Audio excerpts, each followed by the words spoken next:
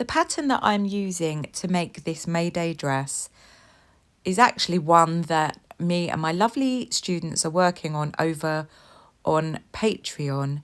I asked them which out of two vintage design dresses would they like to learn how to make for themselves, and they chose this one, which is a late 1940s, possibly early 50s spring summer design.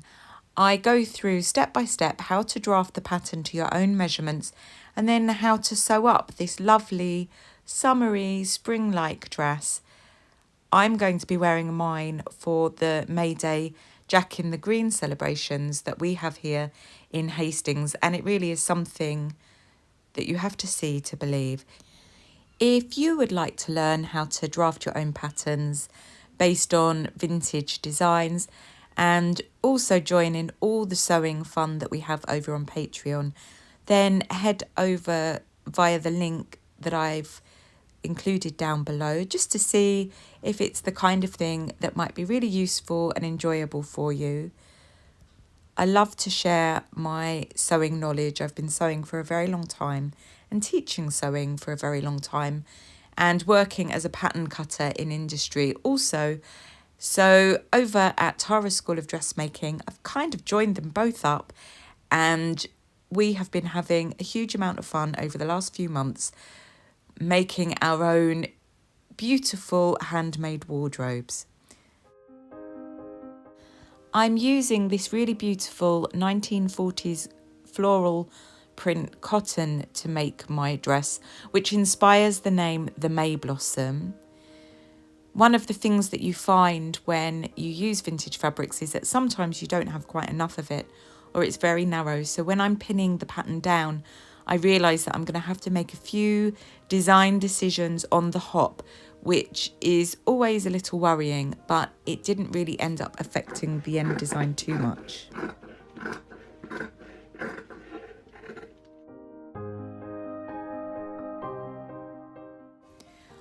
I tend to chunk my production, and what I mean by this is that I do all the processes over all the pieces of a garment in one go. So all the pinning as far as I can in one go, all the sewing as far as I can in one go, all the seam neatening or overlocking in one go.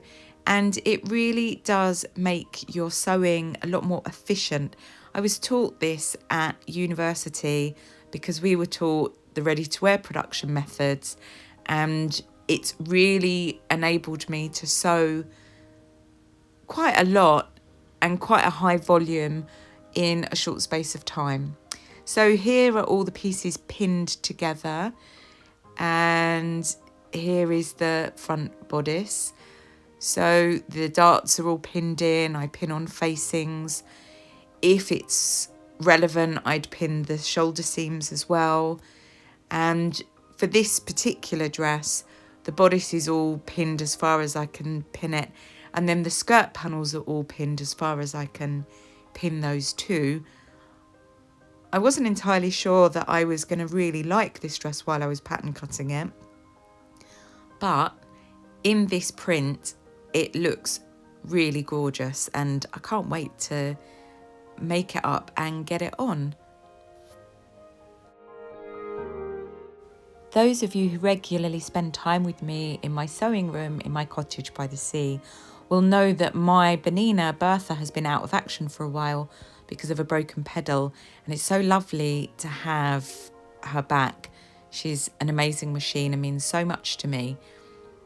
I decided to overlock all the seams to neaten them rather than use 1940s appropriate techniques, and this was just a time constraint.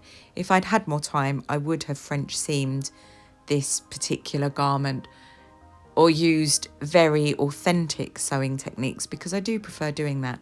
But sometimes we just need to get something made. One of the tips that I can highly recommend is that you press under the edges that are going to be top stitched before pinning them onto your garments, so facings and so on.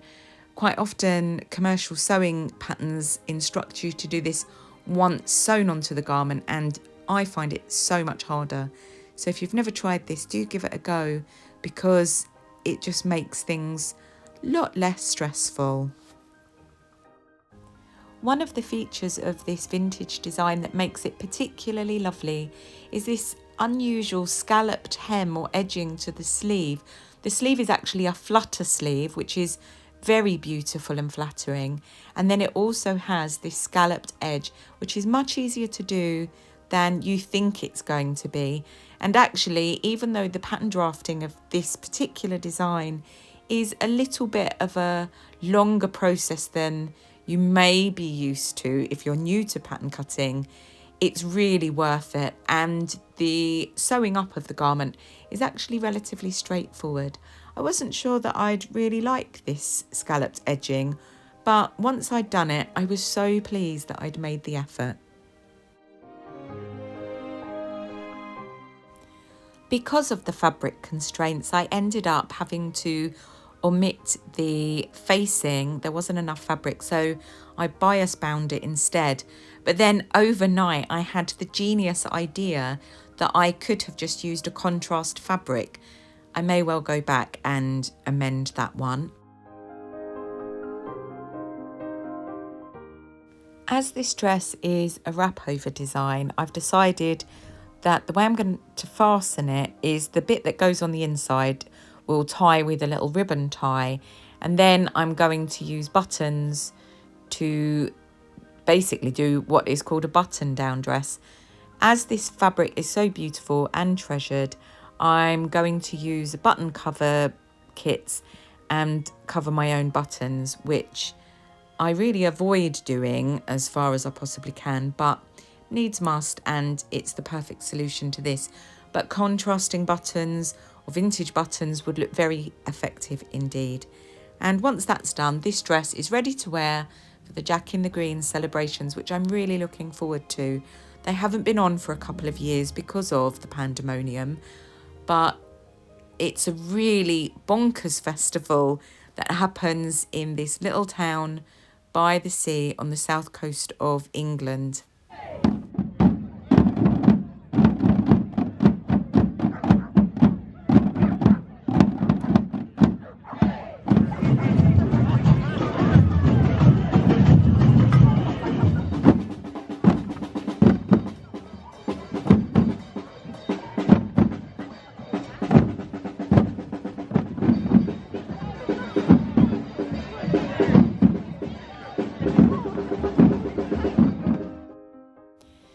I can't tell you how happy it made me to see the Jack in the Green dancing his way up to the West Hill and Hastings Castle to be slain. Winter is banished and summer is on its way. This dress, the May Blossom dress, really was the perfect thing to wear for such a fun and festive occasion. My daughter crocheted this stunning flower crown to go with my May Blossom dress, and I felt like a May Queen in my Jack in the Green outfit. Thank you so much for spending time with me in this little town by the sea and in my little cottage by the sea. I really appreciate you taking the time to watch my videos, and if you haven't already subscribed and you feel like doing so, then I really appreciate it. Wherever you are in the world, my lovelies, I hope you're keeping safe and well, and I look forward to seeing you soon.